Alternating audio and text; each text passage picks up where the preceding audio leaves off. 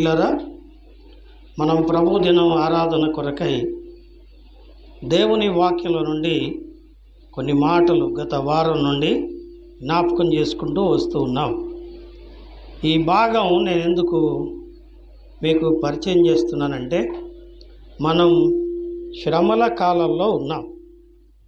క్రీస్తు శ్రమల కాలంలో మనం ఉన్నాం. శ్రమల కాలంలో ప్రభు యొక్క శిలువ శ్రమలను సంఘం జ్ఞాపకం చేసుకుని ఆయనను ఆరాధిస్తూ ప్రభు రాకడ కొరకై ఆయత్తపడు సమయం ఇది. అందువలన పరిశుద్ధ గ్రంథంలో నుండి ఈ మాటలు మీకు జ్ఞాపకం చేస్తున్నాను. రండి, మనం గత వారం చదువుకున్న మాటలు పరమగీతము 1వ అధ్యాయము 13వ వచనము 14వ వచనాన్ని చదువుకుందాం. పరమగీతము 1వ అధ్యాయము 13వ వచనము 14వ వచనం చదువుకుందాం. చదువుకుందామండి. నా ప్రియుడు నా రొమ్మున నుండు గోపరసమంత సువాసన గలవాడు. నాకు నా ప్రియుడు ఎన్గేది ద్రాక్షావనములోని కర్పూరపు పూగుత్తులతో సమానుడు. ప్రియులరా, ఈ భాగంలో తన ప్రియుని గూర్చి ప్రియురాలు పలుకుతున్న మాటలు. తన ప్రియుడు తనకు ఎలా ఉన్నాడు, తనకు ఎటువంటి వాడు, ఎందుకు ఆయన తనకు ప్రియుడు, ఏమిటి ఆయనలోని ప్రత్యేకతలు అని ప్రియ సంఘం షూలమ్మితి పలుకుతున్న మాటలను మనం చదివాం. ప్రియులరా, ఈ భాగంలో ప్రియుడు అనగా ప్రభు అయిన యేసుక్రీస్తు వారు, ప్రియురాలు అనగా పరిశుద్ధ సంఘము అని మనం ఇదివరకు జ్ఞాపకం చేసుకున్నాం. ఏం చెప్తుంది? గత వారం మనం జ్ఞాపకం చేసుకున్న మాట ఏం చెప్తుంది అండి? 4 మాటలు ఇక్కడ చెప్తుంది. ఏమిటన్నా మా 4 మాటలు అంటే, నా ప్రియుడు నా రొమ్ముననున్న గోపరసమంత సువాసన గలవాడు.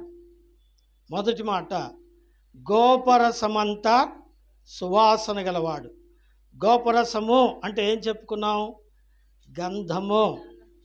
గంధము అని చెప్పుకున్నాం కదండి. పెండ్లి కుమార్తె సిద్ధపరచబడటానికి గంధం ఎంత ప్రాముఖ్యమో, ఆ పెండ్లి కుమార్తె పరిమళ వాసనగా ఉండడానికి ఆ గంధము లేదా గోపరసము ఎంత ప్రాముఖ్యమో, అలాగే పరిశుద్ధ సంఘము పరిమళ వాసనగా ఉండడానికి ప్రభు అయిన యేసుక్రీస్తు వారు తన స్వరక్తం ఇచ్చి ఆ సంఘాన్ని పరిమళ వాసనగా చేశాడు అని చెప్పుకున్నాం. ఎఫెసీ పత్రిక 5వ అధ్యాయము 2వ వచనంలో ఈ మాటలు మనం జ్ఞాపకం చేసుకున్నాం కదండి. క్రీస్తు మిమ్మును ప్రేమించి పరిమళ వాసనగా ఉండుటకు మన కొరకు తన్ను తాను బలిగాను అర్పణగాను అప్పగించుకొనెను అని చదువుకున్నాం. కాబట్టి పరిమళ వాసన రావడానికి కారకుడు ఎవడండి? ప్రభువే. అందుకే నా రొమ్ముననున్న ఏంటంట? గోప రసము. దీన్నే ఏమండి మిర్ అన్నారు ఇంగ్లీష్లో. బాక్స్ ఆఫ్ మిర్. ఇది ఒక చిన్న పెట్టిలాగా ఉంటుంది. దాన్ని దండలాగా తయారు చేసి ఆ పెండ్లి కుమార్తె మెడలో వేస్తారు. అందులో ఉన్న ఆ మిర్ అంటే ఆ గోపరసము లేదా ఆ గంధము ఆ పెండ్లి కుమార్తెకు ఏం తెస్తుందండి? సువాసనను తెస్తుంది. ఈ సువాసన రావడానికి ఈ గంధపు చెక్క ఎంత శ్రమ అనుభవించిందో మనం జ్ఞాపకం చేసుకున్నాం కదండి. గంధపు చెట్టు దగ్గరికి వెళ్ళి, గోపరసపు చెట్టు గంధపు చెట్టు దగ్గరికి వెళ్ళి వాసన చూస్తే అది వాసన రాదు. రావాలి అంటే ఏం చేయాలి? దాని పేడు వలవాలి, తర్వాత దాన్ని ముక్కలుగా కోయాలి. కోస్తున్నప్పుడు ఆ ముక్కలు చీలుస్తున్నప్పుడు దానిలోంచి ఏమొస్తుందండి? పరిమళ వాసన వస్తుంది. అదేవిధంగా క్రీస్తు ప్రభు మన కొరకు శిలువలో పొందిన శ్రమల వలన, అందుకే అన్నాడు, అతడు పొందిన దెబ్బల వలన మనకు స్వస్థత కలుగుచున్నది అన్నాడు. నిజమే ప్రియులారా. కాబట్టి ఆయన అనుభవించిన దెబ్బలు, ఆయన పొందిన శ్రమలు పెండ్లి కుమార్తెకు ఏం తెస్తున్నాయండి? పరిమళ వాసన తెస్తున్నాయి. ఇది మొదటి మాట మనం చెప్పుకున్నాం. ఇక్కడ ఇంగ్లీష్లో మనం చదివితే కింగ్ జేమ్స్ వెర్షన్లో నిర్గమకాండ 30:34లో గోపరసము అన్న మాట దగ్గర దాన్ని ఏమని వర్ణించారు అంటే, ఆ పదం మిర్ అని వర్ణించారు. MIRRY. ఏమండి? మిర్ అంటే అర్థం ఏంటంటే పరిమళించునది లేదా పరిమళమును అనుగ్రహించినది. గమనించండి, బైబిల్లో ఈ పదాన్ని 2-3 చోట్ల చూస్తాం. 2-3 చోట్ల చూస్తాం. దాని అర్థం ఏమిటి మనం జ్ఞాపకం చేసుకుందాం. మత్తయి సువార్తలో 2వ అధ్యాయము 10వ వచనంలో ఏమండి? వారు సాగిలపడి ఆయనను పూజించి తమ పెట్టెలను విప్పి బంగారమును, సాంబ్రాణిని, బోళమును కానుకలుగా ఆయనకు సమర్పించిరి. గమనించండి, ఇక్కడ మూడోది, మొదటిది ఏంటండి? బంగారము, గోల్డ్. రెండవది సాంబ్రాణి క్యాంపేస్. మూడోది ఏంటంటే మిర్ అన్నారు, అంటే బోళము. ఈ బోళము దేన్ని చూపిస్తుందంటే, బోళము అనేది దాని యొక్క స్వరూపం ఎలా ఉంటుందంటే బూడిదలాగా ఉంటుంది. ఇది ఎలా వస్తుంది? ఒక చెట్టును దాని వేళ్లను బాగా కాల్చినప్పుడు బూడిద ఏర్పడుతుంది. That is called face powder అంటారు కదండి. అది పొడిగా చేయబడిన ఏమండి మరి పొడి వంటిది. ఇది దేనికి సూచన అంటే స్వస్థతకు సూచన. ఇక్కడ జ్ఞానులు 3 కానుకలు ప్రభువుకి ఇచ్చారు. మొదటిది ఏంటండి? బంగారము, ఆయన దేవాది దేవుడు. సాంబ్రాణి, ఆయన క్రీస్తు సిలువలో శ్రమ అనుభవించు దేవుడు, ఆయన శ్రమలను చూపిస్తుంది. మూడవది బోళము, ఆయన మరణాన్ని చూపిస్తుంది. ఒకటి, ఆయన మనలను రక్షించడానికి వచ్చిన దేవుడని. రెండవది, మన కొరకు సిలువలో శ్రమ అనుభవించు దేవుడని. మూడవది, మన పాపముల నుండి క్షమించి మనకు స్వస్థత కలుగు చేయు దేవుడు అని అర్థం వస్తుంది కదండి. నిజమే. ఇదే పదాన్ని మరొక చోట వాడారు. యోహాను సువార్త 19వ అధ్యాయము మనం చదివితే అక్కడ కూడా ఏమండి? యేసు దేహమును సిద్ధపరచి ఏం చేశారంట? యేసు క్రీస్తు సిలువలో చనిపోయిన తర్వాత ఆయన దేహమును దించి, సిలువ మీద నుంచి దించి ఏం చేశారంట? మొట్టమొదట బోళమును తీసుకొచ్చి ఆ దేహానికి పూశారు. ఏం తీసుకొచ్చారండి? బోళమును తీసుకొచ్చి, అక్కడ స్పష్టంగా ఉంది. ఏమండి? అరిమతయి యోసేపు ఏమండి బోళం తీసుకొచ్చి ఏం చేశాడండి? ఆయన దేహమునకు పూశాడు. ఎందుకని అంటే ఇదొక ఔషధం. రెండవది, దేహం పాడవకుండా జాగ్రత్తగా భద్రపరిచేది కదండి. ఈజిప్ట్లో మమ్మీలు ఉన్నాయి, అవి ఇప్పటికి కూడా ఉన్నాయంటే దానికి కారణం ఏంటి చెప్పండి? బోళం. ఈ బోళము ఏమండి 3 పనులు చేస్తుంది. ఒకటి, స్వస్థత కలుగ చేస్తుంది. 2, మరణము నుండి విడిపిస్తుంది. మూడవది, చెడిపోకుండా కాపాడుతుంది. ఏమండి? ఒకటి స్వస్థత, అతడు పొందిన దెబ్బల చేత మనకు స్వస్థత. రెండవది, ఈ బోళము కత్తి దెబ్బలైనా, కాలిన గాయాలైనా, ఆనాడు అది పూస్తే స్వస్థత వచ్చేదట, గాయాలు మానిపోయేవి, చనిపోయే వాళ్ళు కూడా, అంత ప్రమాదంలో ఉన్న వాళ్ళు కూడా బ్రతికేవాళ్ళు. ఇదొక ఔషధం. మూడోది ఏంటంటే ఇది ఫ్రేగ్రెన్స్ అన్నారు ఇంగ్లీష్లో, అంటే సువాసన పరిమళ తైలం. ఇది పూసినప్పుడు ఆ దేహం పాడవకుండా ఉంటుంది, పాడవకుండా ఉంటుంది. కాబట్టి ఈ చక్కని మాటల్లో మనం ఏం నేర్చుకుంటున్నాము అంటే, క్రీస్తు ప్రభు ఏమండి దుర్వాసనతో ఉన్న మనల్ని, ఎలా ఉన్నాం, జిగటగల దొంగ ఊబిలోనూ నాశనకరమైన గుంటలోనూ పడి ఉన్నాము. ఏమండి నేలలో ఉన్న దరిద్రులము, పెంట కుప్ప మీద ఉన్న బీదలమైన మనల్ని ఏం చేశాడండి ఆయన? పరిమళ వాసనగా చేశాడు. ఎలా చేశాడు? తన పరిశుద్ధ రక్తము సిలువలో కార్చి ఆ రక్తముతో మన మలినాన్ని కడిగాడు. మన మలినాన్ని కడిగి మనలను శుభ్రపరిచాడు.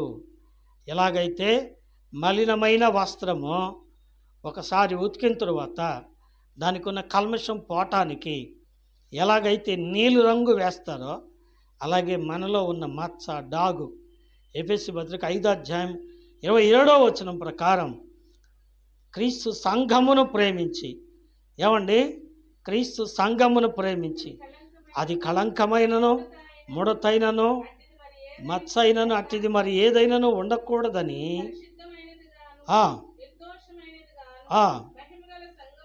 మహిమగల సంఘముగా ఆయన తన ఎదుట నిలవబెట్టుకొనుటకు దాని కొరకు తన్ని తాను బలిగా అర్పణగా సమర్పించుకున్నాడు. ఏమండి వచనం ఈ తర్వాత చదువుకోండి. ఏమండి దాని గురించి గత వారం మనం వివరించుకున్నాం. మరోసారి చెప్పడం అనేది అనవసరం నా ఉద్దేశం. ఎందుకంటే వాక్యమనో ఉదకంతో, వాక్యం అనగా ఆది యందున్న దేవుడు, వాక్యమై ఉన్న దేవుడు, ఆ వాక్యమే శరీరధారి ఉన్న క్రీస్తు. ఆ క్రీస్తు శరీరములో ఉన్న రక్తమే ఏమండి ఉదకము.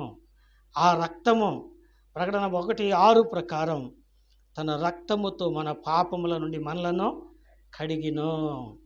కడిగి ఏం చేశాడండి?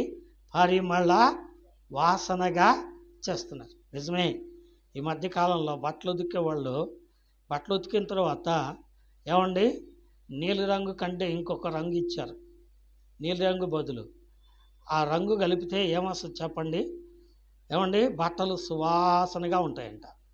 ఏమండి అటు పేరేంటో నాకు పెద్దగా తెలియదు, సువాసనగా ఉంటాయంట కదండి.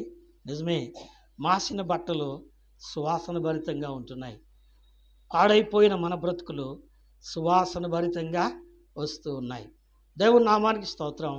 సమయం వృధా అవుతుంది. ఇప్పుడు రెండో మాటలోకి వెళ్దాం. రెండో మాట 14వ వచనం, నాకు నా ప్రియుడు ఎన్గేది ద్రాక్షావనములోని కర్పూరపు పూగుత్తులతో సమానుడు. చాలు. ఇక్కడ రెండో మాట ఏంటంటే ఎన్గేది. ఆ స్థలం పేరు ఏంటండి? ఎన్గేది.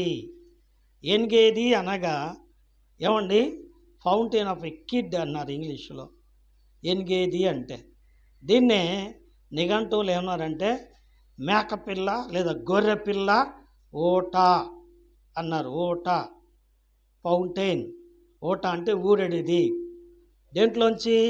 ఎకిడ్ అనేది ఏమండి ట్రాన్స్లేషన్లో ఉంది. ఎకిడ్ అంటే ఒక పిల్ల లేదా గొర్రెపిల్ల లేదా మేకపిల్ల అని అర్థం వస్తుందని ఏమండి మనం గూగుల్లో సెర్చ్ చేస్తే కనబడుతుంది. ఏమండి పిల్ల ఓట లేదా మేకపిల్ల ఓట లేదా గొర్రెపిల్ల ఓట అని ఉంది. గొర్రెపిల్ల అంటే గొర్రెపిల్ల ఎవరండి? ప్రభు అయిన యేసుక్రీస్తు వారు. ఆయన గురించి యోహాను సువార్త 1వ అధ్యాయము 29వ వచనంలో యోహాను గారు అన్నాడు, ఇదిగో లోక పాపములు మోసుకొని పోవు దేవుని గొర్రెపిల్ల. ఏ పిల్లంట? దేవుని గొర్రెపిల్ల. ఈ దేవుని గొర్రెపిల్ల ఏం చేస్తారండి? లోక పాపాలను మోసుకెళ్తారు. లోక పాపం అంటే లోకం అంటే ఏంటి? లోకంలో ఉన్న మనుషులందరి పాపాలను ఆయన మోసుకెళ్తున్నాడు. ఏమండి మోసుకెళ్తున్నాడు. రెండవది ఏమండి, ప్రకటన గ్రంథం 5వ అధ్యాయంలో మనం చదువుతాం, వధించబడిన గొర్రెపిల్ల. ఎందుకోసం వధించబడింది? మన పాపముల కొరకు ఆయన వధించబడ్డాడు. ఏమండి, ఆయన వధించబడ్డాడు. వధించబడిన అంటే చంపబడిన, ఏమండి, బలి చేయబడిన గొర్రెపిల్ల. ఎందుకు బలి చేయబడ్డాడు అంటే మానవుల పాప క్షమాపణ కొరకై యజ్ఞ పశువుగా.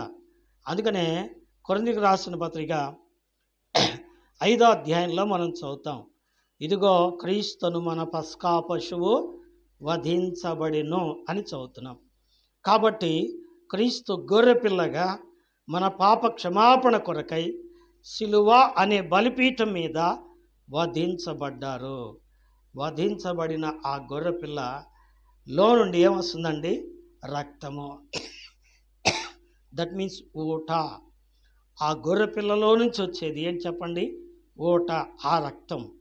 నిజమే, మన యొక్క భారతదేశంలో కూడా నానుడు ఉంది. ఒక గ్రామానికి, ఒక పట్టణానికి ఏదైనా కీడు సంభవించినప్పుడు కీడు తీసివేయటానికి, ఊరికి శాంతి చేయడానికి ఏం చేస్తారండి? ఒక మేకనో ఒక గొర్రెనో బలి ఇస్తారు. బలి ఇచ్చి ఏం చేస్తారో తెలుసా అండి? నాకు భయం, అందుకని ఆ చోటుకు నేను వెళ్ళను. ఎందుకంటే బహిరంగంగా అందరూ చూస్తూ ఉండగా ఆ గొర్రెను మేకను వధించాలి. వధించి ఏం చేయాలి తెలుసా అండి? గిన్నెలో దాని రక్తాన్ని పట్టాలి. ఆ రక్తాన్ని ప్రజలందరి మీద చల్లుతారు. ఏం చేస్తారండి? ఆ రక్తాన్ని ప్రజలందరి మీద చల్లుతారు. ఎందుకు చల్లుతారు అంటే ఆ రక్త ప్రోక్షణ వలన, ఏమండి, తద్రక్తం పరమాత్మేన పుణ్యదాన బలియాగం అన్నట్టు సర్వ పాపోపహరణం రక్త ప్రోక్షణం అవశ్యం. అంటే సర్వ పాప విమోచన కొరకై రక్తము చిందించబడుట అవసరము. అందుకనే గొర్రెపిల్ల రక్తము. ఏమండి, ఎనిగేది అంటే ఏమండి? గొర్రెపిల్ల ఓట. ఇందులో 3 విషయాలు కనబడతాయి. త్వరగా చెప్తున్నా, నేను వచనాలు చూపించట్లేమో అనుకోకండి, త్వరగా చెప్తున్నా. దేవుని వాక్యంలో సమూయేలు మొదటి గ్రంథం 24వ అధ్యాయంలో మనం గనక చూస్తే అక్కడ ప్రియులారా సౌలు దావీదు మనకు కనిపిస్తాడు. సౌలు ఇశ్రాయేలుకు రాజు. అంతేకాదు సౌలు దావీదు మీద ఏం చేశాడండి? కక్ష కట్టాడు. ఎందుకు? ఏమండి, యెరూషలేము కుమార్తెలు ఏం చేశారట? సౌలుకు 1000 కొలది, దావీదుకు 10,000 కొలది స్తుతులు పాడారట.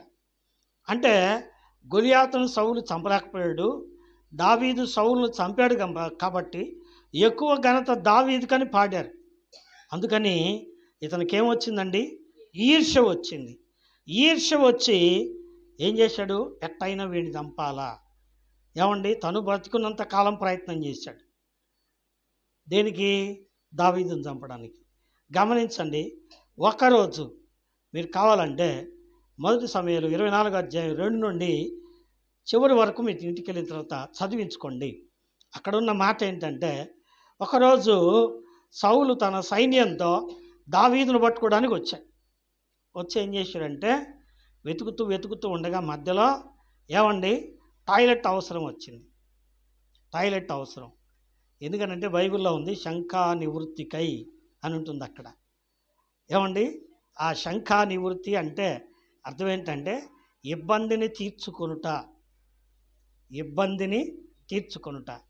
ఏమండి, అది ఏమిటా ఇబ్బంది అంటే మానవునికి ఇబ్బంది అయ్యే ప్రయాణం చేసేటప్పుడు కానీ నడిచేటప్పుడు కానీ ఇబ్బందులు ఏంటి చెప్పండి? 1 and 2 కదా, దాన్నే టాయిలెట్ అంటారు.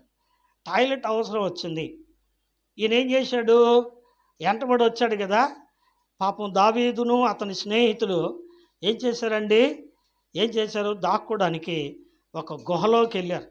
పట్టుకుంటారేమో, చంపేస్తారేమని. ఈయన ఏం చేశాడు? మీరు ఇక్కడ ఉండండి, నేను కొంచెం లోపలికి వెళ్ళొస్తానని టాయిలెట్లోకి వచ్చాడు. అక్కడ టాయిలెట్ ఎవరు కట్టిస్తారు? గుహ ఉంది కదా, గుహలోకి వచ్చాడు. గుహలో ఎవరున్నారు? దావీదును అతని జనులు ఉన్నారు. ఈయన అదరాబదరా వచ్చాడు. ఏమండి, ఆ ఇబ్బంది ఉన్న వాళ్ళకి చుట్టూ ఏమున్నాయో కూడా కనపడవు. ఆ తొందర తీర్చుకోవాలి ముందు అర్జెంటుగా. వెళ్ళాడు, తన పని తను చేసుకుంటూ ఉన్నాడు. ఇప్పుడు దావీదు మిత్రులు అంటున్నారు, దేవుడు నీ శత్రువు నీకు అప్పగించాడు, కొద్దిగా కోసేయి అన్నారు. ఏమండి, అప్పుడు దావీదు ఏమన్నాడు తెలుసా? లేదు లేదు, అతడు దేవుని చేత అభిషేకించబడిన రాజు. దేవుని చేత అభిషేకించబడిన వాడి మీద నేను చెయ్యి వేయను, ఎందుకంటే అది శాపము. దేవుని చేత అభిషేకించబడిన వాని మీద చెయ్యి వేస్తే ఏంటంటే అది శాపం. అందుకని ఏం చేశాడు? నేను ఆయన్ని వదిలేస్తా, నేనేం చేయను, క్షమిస్తా. కోప్పడితే కోప్పడ్డాడు, చంపాలనుకుంటే అమ్ముకున్నాడు. నా పక్షాన్ని దేవుడు ఉన్నాడు కదా, దేవుడు ఉంచితే ఉంటా, పోతే పోతా, కానీ నేను ఆయనకి ఏ కీడో చెయ్యను. ఇందులో మనకేం కనబడుతుంది? శత్రువుని సైతము క్షమించే గుణం. ఎంగేజ్లో మనకేం కనబడుతుందండి? క్షమాపణ కనబడుతుంది. Praise the Lord. దేవుని నామానికి స్తోత్రం.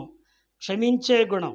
నిజమే, యేసు ప్రభువారిని శిలువ మీదకి ఎక్కించారు. కాళ్ళకు మేకులు, చేతులకు మేకులు కొట్టారు, ఆకాశానికి భూమికి మధ్య వేలాడదీశారు. ఇప్పుడు సైనికులు, అక్కడికి వచ్చినటువంటి ప్రధాన యాజకులు, అక్కడికి వచ్చినటువంటి పరిసయ్యులు అందరూ కలిసి ఏమంటున్నారు తెలుసా? దేవుణ్ణి అని చెప్తివే, నీకు చేత అయితే, నువ్వు దేవుడు అయితే, నీకు శక్తులుంటే, దేవుడికి అద్భుత శక్తులు ఉంటాయి కదా, దిగిరా, అప్పుడు నీకు నమస్కారం చేస్తాం. నువ్వు దేవుణ్ణి అని చెప్తివే, చేతగానోడా. చాలా మాటలు అంటున్నారు. ఏమండి, నీవు చేసిన పనికి ఇది నీకు శిక్ష అని ఎగతాళి చేస్తున్నారు. కొట్టారు, కొరడాలతో కొట్టారు, ఇనుప చీలలతో బిగించారు, దేహమంతా చీల్చారు. ఇన్ని చేసి ఎగతాళి చేస్తున్నారు. ఇవన్నీ చేస్తున్నప్పుడు యేసయ్య ఏమన్నాడండి? ఇప్పుడు కాదులే అబ్బాయి, మీరు నా కాడికి వస్తారు కదా, అప్పుడు చూస్తాను మీ సంగతి అన్నాడండి. ఏమండి, మనం అంటాం బజార్లో మన మీద గొడవ పెట్టుకుంటే, మా ఊరు రా చూస్తా నీ సంగతి, ఈడ కాదు మా ఊరు రా నీ అంతు తేలుస్తా అంటారు కదండి. నిజమే, కానీ యేసయ్య ఏమన్నాడండి? తండ్రి, వీరేమి చేయుచున్నారు, వీరికి they don't know what to do. వాళ్ళు ఏం చేస్తున్నారు వాళ్ళకి తెలియదు, వారిని క్షమించయ్యా అన్నాడు. పగ తీర్చుకుంటే కాదు, శత్రువులను క్షమించు క్షమాంగులం కలిగిన దేవుడు. నిజమే ప్రియులారా, మనం ఇంకనూ శత్రువులమై ఉండగా కదండి. రోమాపత్రిక 5వ అధ్యాయము చూడండి. రోమాపత్రిక 5వ అధ్యాయం 8వ వచనం, 8వ వచనం లేదా 10వ వచనం చదవండి. 10వ వచనం, ఏలయనగా శత్రువులమై ఉండగా ఆయన కుమారుని మరణము ద్వారా చాలండి, మనం ఇంకనూ శత్రువులమై ఉండగా, ఏమండి, ఆయన కుమారుని మరణము ద్వారా మనతో ఏం చేశాడండి? సమాధానపరిచాడు. మనం శత్రువులై ఉన్నప్పటికీ దేవుడు మనల్ని క్షమించి తన కుమారుని మన కొరకు చంపాడు కదండి. నిజమే ప్రియులారా, అవును, ఆయన క్షమించే దేవుడు. ఇప్పుడు మనం ముందుకు సాగుదాం. ఎంగేజిలో ఆయన త్యాగము లేదా ఆయన యొక్క క్షమాపణ కనబడుతుంది. నిజమే, దుర్మార్గుడైన నేను ఒకప్పుడు నెల్లూరు బజార్లో ఎర్ర జెండా పట్టుకుని దేవుడు లేడు, సోమర్లి దేవుడని పేరుతో ఆటలాడుతున్నారు అని చెప్పిన ఒక మూర్ఖుని నేను. అయితే నా మూర్ఖత్వాన్ని క్షమించిన దేవుడు, నన్ను చనిపోకుండా బ్రతికించిన దేవుడు, తన పని కొరక ఇంతవరకు ఎన్ని కష్టాలు వచ్చినా, ఎన్నిసార్లు మరణానికి దగ్గరగా వెళ్ళినా బ్రతికించిన దేవుడు. ఎలా బ్రతికించాడయ్యా? క్షమించి, ఫర్గివ్నెస్. ఏమండి, ఆయనలో ఏముందండి? క్షమాపణ, క్షమించే దేవుడు కదండి. అందుకే ఎంత ఘోర పాపినైనా ఆయన క్షమిస్తాడు. ఆయన క్షమించలేని వ్యక్తి అంటూ ఉండడు. తను పొడిచిన వారిని సైతం ఆయన క్షమించాడు. ఎంగేజిలో ఆయన క్షమాపణ గురం కనబడుతుంది. ఇంకో మాట, ఆయన పొడిచిన వారి కొరకు కూడా ఆయన ప్రాణం పెట్టాడు. ఆయన కొట్టిన వారి కొరకు కూడా ఆయన ప్రాణం పెట్టాడు. ఎంతమంది కోసం ప్రాణం పెట్టేవయ్యా? యూదుల కోసమేనా, నమ్మిన వాళ్ళ కోసమేనా అంటే కాదు. ఇది నా రక్తము, అనేకుల పాప క్షమాపణ కొరకై చిందించబడిన రక్తం అని చెప్పాడు. అంటే దాని అర్థం ఆయన త్యాగంలో ఎవరున్నారు చెప్పండి? ఆయన తిట్టినోళ్ళు ఉన్నారు, ఆయన కొట్టినోళ్ళు ఉన్నారు, ఆయన పొడిచినోళ్ళు కూడా ఉన్నారు. ఎంత దయగల దేవుడు అండి! ఇట్టి క్షమాగణము ఎంతమందిలో ఉంటుంది చెప్పండి? కదండి. దేవుడు ఒక్కడే క్షమించువాడు, పాపములు క్షమించువాడు. ఎలా క్షమిస్తావయ్యా అంటే, గొర్రెపిల్ల ఊట నా రక్తాన్ని చిందించి నా రక్తముతో మీ పాపములను కడిగి మీ పాపములకు క్షమాపణ నేను తెస్తున్నాను. ఏమన్నాడండి? మీ పాపములకు క్షమాపణ తెస్తున్నాను అన్నాడు. ఇక మూడో మాటలోకి వద్దాం. మూడో మాట, ఎన్గేది ద్రాక్షావనము. ఏంటంట? Wine yard. ఎన్గేదిలో ఏముంది? ద్రాక్షావనం ఉంది. ఆ ద్రాక్షావనంలో కర్పూరపు పూగుత్తులు ఉన్నాయట. అన్నీ ఒక చోట ఉన్నట్టుగా రాశారు కదండి. నిజమే ప్రియులారా. ద్రాక్షావనము. ద్రాక్షావనము అంటే రెండు మాటలు చెప్పుకోవచ్చు. రెండు మాటలు. యెషయా గ్రంథం 5వ అధ్యాయంలో ఏమండి, 5వ అధ్యాయం 7వ వచనంలో ఏమండి, ఇశ్రాయేలు జనాంగము ఆయనకి ఇష్టమైన ద్రాక్ష తోట, ఆయన ప్రజలు ఆయనకు ఇష్టమైన ద్రాక్ష వనము అని రాసి ఉంటుంది. నిజమే ప్రియులారా. ఒకటి, ఇశ్రాయేలీలు ఆయన ద్రాక్ష వనంగా ఆయన ఎన్నుకున్నాడు. అయితే వాళ్ళు ఆయన మాట వినకుండా ఏమైపోయారండి? తప్పిపోయారు. అయితే ఇప్పుడు యోహాను సువార్త 15వ అధ్యాయంలో మొదటి వాక్యంలో ఆయనే అంటున్నాడు. ఏమని? నేను నిజమైన ద్రాక్షావళిని, నా తండ్రి వ్యవసాయకుడు, మీరందరూ నాలో తీగలు. ద్రాక్ష చెట్టు ఎవరంట? యేసు ప్రభువారు. ఈ ద్రాక్ష చెట్టు తీగలు ఎవరంట? మనం కదండి. కాబట్టి ద్రాక్షావనము. ద్రాక్షావనం అంటే ఏం చెప్పండి? సంఘము. సంఘం అంటే క్రీస్తు ప్రభు శరీరము. గమనిస్తున్నారా? యేసు ప్రభు శరీరము సంఘము. ఆ సంఘానికి శిరస్సు ఆయనే. ఏమండి? కానీ మనమందరం ఎవరమో? ఆ శరీరంలో నుంచి వచ్చిన అవయవములు. మెయిన్ బాడీ ఎవరు? Jesus Christ. ఆయనే అన్నాడు, నేను నిజమైన ద్రాక్షావళిని, మీరు తీగలు. తీగలు అంటే కొమ్మలు. చెట్లోంచి వచ్చాయి కొమ్మలు. ఆ కొమ్మలు దేంట్లోంచి వస్తున్నాయి? ఆ చెట్లో నుంచే వస్తున్నాయి. చెట్టు ఎవరు? దేవుడు. అందులో నుంచి వచ్చిన కొమ్మలు ఎవరు? మనం ఏం చేయాలి? ఫలించాలి. కాయలు చెట్టుకు వస్తాయా, కొమ్మలకు వస్తాయా? అబ్బో, చెట్టును చూడనట్టుగా చూస్తున్నారు నాకెళ్ళి. అసలు చెట్టు మొహం చూడనట్టుగా చూస్తున్నారు. ఏమండి? ద్రాక్ష చెట్టు ముఖం చూసారా ఎప్పుడన్నా? తినలా కాయలు? ఓ గంపలు గంపలు తిని ఉంటారు పుట్టిన మొదలు పెట్టుకొని. ఎన్ని కాయలు తిన్నారో కదా. దేనికి వస్తాయి? కొమ్మలకు వస్తాయి. వాటిని తీగలు అంటారు. ద్రాక్ష చెట్టుకు తీగలు. ఆ తీగలు ఫలించాలి. ఎప్పుడు ఫలిస్తారు? ఆ చెట్టును ఆనుకొని ఉంటే కదండి. తీగ చెట్టును ఆనుకొని ఉంటే, అంటే కొమ్మ చెట్టును ఆనుకొని ఉంటే దానికి కాయలు కాస్తుంది. పోనీ ఆ కొమ్మను నరికేసాం అనుకో, కాయలు కాస్తుందా? కాయదు, ఎండిపోద్ది.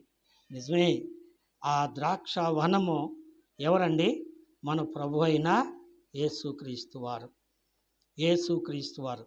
ఆ ద్రాక్ష వనము ఏం చేసిందండి? ఆ ద్రాక్ష వనము ఏమండి? ద్రాక్షారసాన్ని ఇచ్చింది. ప్రభువారు అన్నారు, గిన్నె చేత పట్టుకొని, ఇది మీ కొరకైనా నా రక్తం, ఇట్ ఈజ్ మై బ్లడ్. అంటే అర్థం ఏంటి? చెట్టు ఉంది, కొమ్మలు ఉన్నాయి, కాయలు ఉన్నాయి. కాయలు నలగొడితే ద్రాక్షరసము వస్తుంది. ఇప్పుడు ఆయన అంటున్నాడు, ఇది నా రక్తము అంటున్నాడు. అదెట్టా? కొమ్మలోంచి కదా కాయలు వచ్చింది అని మనం అనవచ్చు కదండి. చెట్లో నుంచి వచ్చిందే కొమ్మ. ఏమండి? చెట్టు వలన బలం పొందుకొని వచ్చిందే కాయ.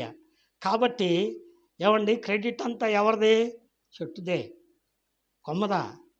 కాదు కదండి. నిజమే. చెట్టే లేకపోతే కొమ్మ లేదు. ఏమండి? చెట్టే లేకపోతే కొమ్మ ఫలించిన ప్రయోజనమో లేదు. నిజమే.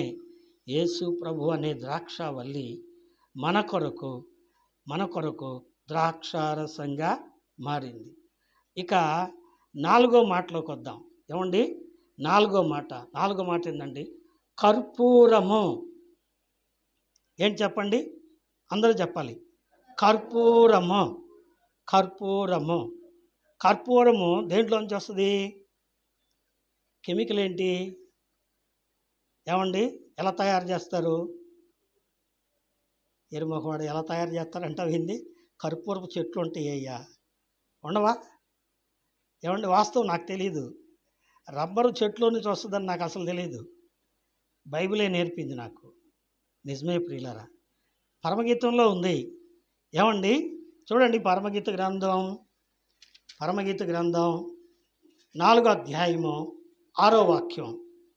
ఎండలు చల్లారి నీడలు జరిగిపోవు వరకు గోపరస పర్వతమునకును సామ్రాణి పర్వతమునకును నేను వెళ్ళేదను. ఎక్కడికి వెళ్తాడట? గోపరస పర్వతానికి, సామ్రాణి పర్వతానికి. ఏమండి? సామ్రాణి చెట్టు ఉంది, గోపరస పర్వతము చెట్టు కూడా ఉంది. సామ్రాణి వృక్షములు. ఏమండి? చూద్దాం ఇంకా 13వ వచనం.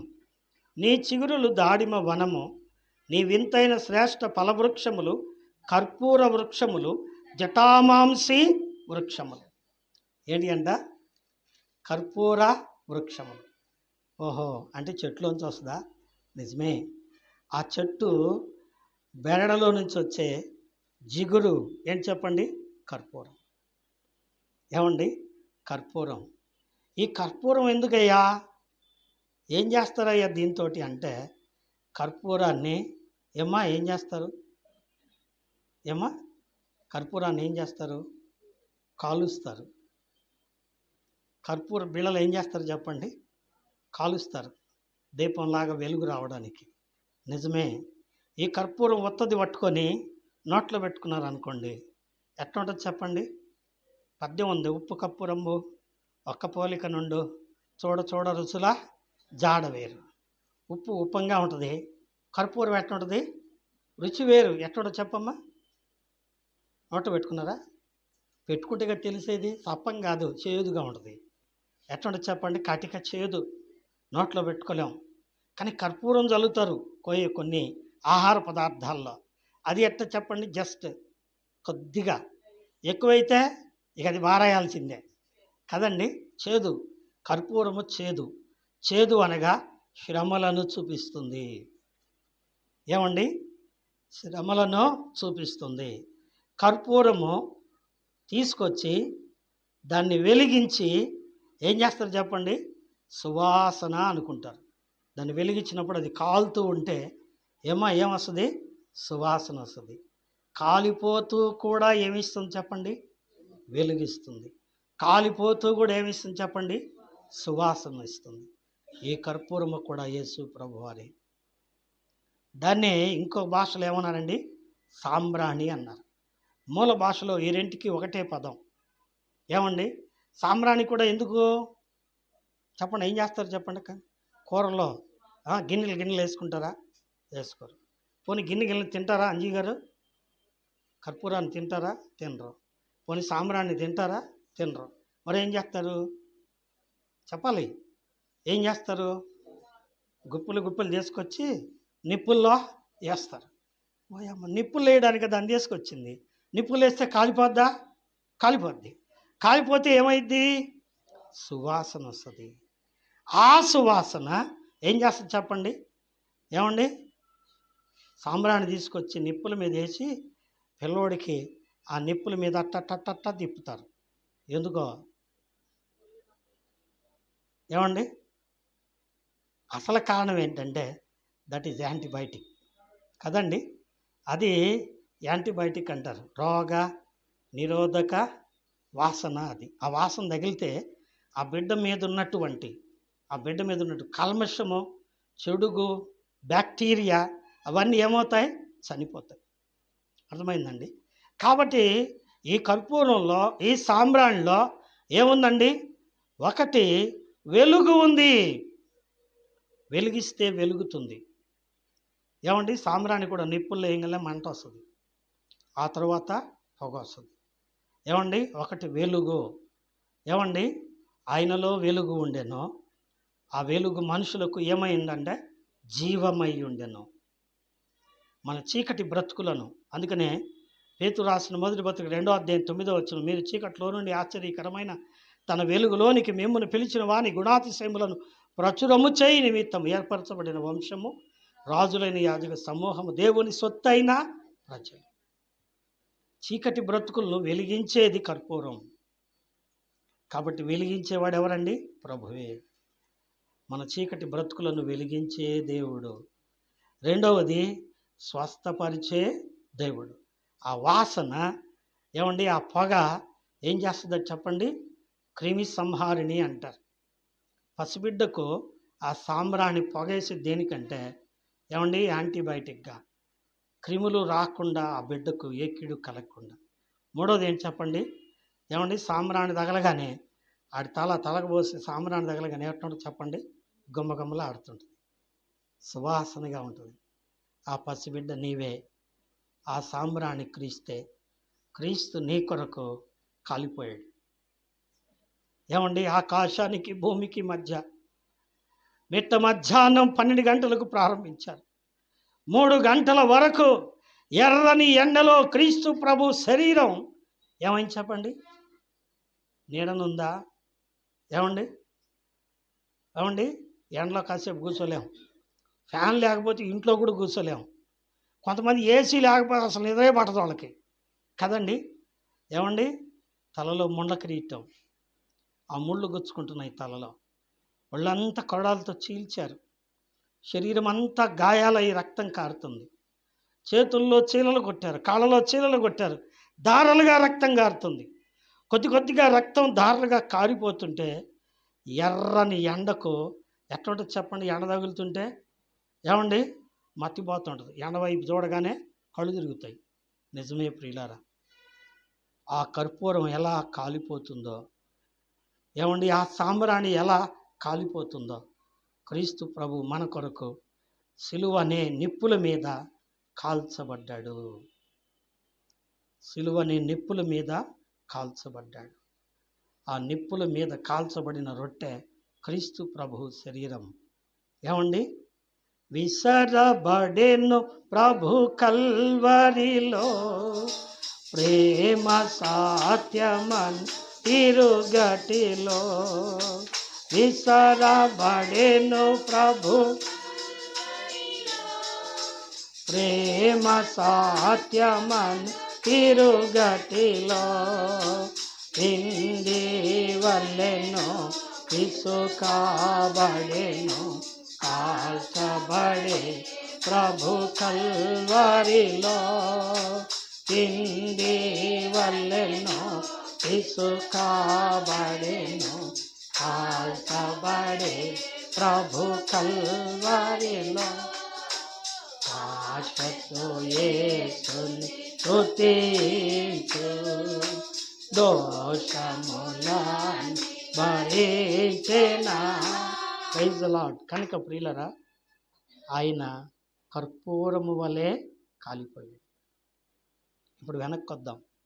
గోపరసము ఆయన త్యాగాన్ని చూపిస్తుంది. ఎంగేది ఆయన చూపిన క్షమను చూపిస్తుంది. ద్రాక్షావనము ఆయన రక్తధారలను చూపిస్తుంది. కర్పూరము సిలువలో ఎర్రని ఎండలో కాలిపోయిన ఆయన సిలువ శ్రమలను, మరణాన్ని చూపిస్తుంది. ఇక 4వది ఏంటంట? కర్పూరపు, చెప్పండమ్మా, పూగుత్తులు. కర్పూరపు పూగుత్తులు. కర్పూరానికి పూగుత్తులు వస్తాయా? కర్పూరం కాలిపోయింది, కాలిపోయిన దానికి పూగుత్తులు వస్తాయా? సాంబ్రాణి కాలిపోయింది, దానికి పూగుత్తులు వస్తాయా? నిజమే ప్రియులారా. కర్పూరము, పూగుత్తులు. గుత్తులంటే పువ్వులు. గుత్తులంటే ఏంటి చెప్పండి? పువ్వులు.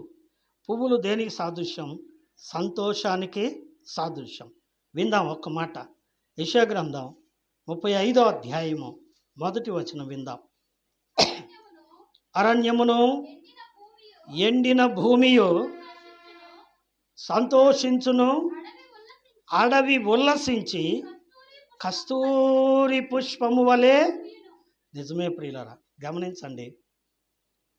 యేసయ్య 4వ రోజు వచ్చాడు. దూరంగా చూసింది మరియా. ఇంట్లో పోయి కూర్చొని అదిగో వచ్చాడు చూడు. మొన్న నన్నగా చెప్తే ఇవాళ వచ్చాడు, ఇప్పుడు తీరింది పాస్టర్కి. లోపల లోపల తిట్టుకుంటుంది, ఏడుస్తుంది. మార్తమ్మ ఏం చేసింది? దగ్గరికి పోయి, అయ్యా నువ్వు గనక మననే వచ్చుంటే మా తమ్ముడు బతికేవాడు కదా అయ్యా అని అంది. మార్తా మార్తా, నీవు నమ్మిన ఎడల దేవుని మహిమను చూస్తావమ్మా అన్నాడు. పునరుద్ధానంలో లేస్తాడని నాకు తెలుసులే అంటా పోయింది. మరియ వచ్చింది. మరియ వచ్చి అంది, నీవు గనక ఇక్కడ ఉన్నడుగైతే నా తమ్ముడు బ్రతికేవాడు కదా అని కోప్పడింది. అప్పుడు ప్రభు ఏం చేశారండి?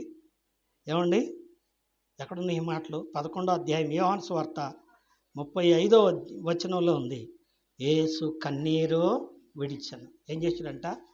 అయ్యో వీళ్ళు నమ్మలేకపోతున్నారే, వీళ్ళకి ఇంకా అర్థం కాలేదే, ఈ గిద్దెవని గాడికి బుద్ధి లేదు, చిన్న రోగం రాగానే ఏడుస్తాడు, చిన్న రోగం రాగానే సణుక్కుంటాడు, ఈ బుద్ధి లేని గాడిద అనుకుంటున్నాడు. ఆయన అనుకుని ఏం చేస్తున్నాడు?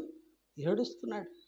కన్నీరు పెట్టి అతన్ని ఎక్కడ పాతి పెట్టారు చూపించండి అన్నాడు. ఏమండి, మార్తమ్మ అంది, ప్రభువా అతడు చనిపోయి ఎన్నాళ్ళైంది? 4 రోజులు అయింది.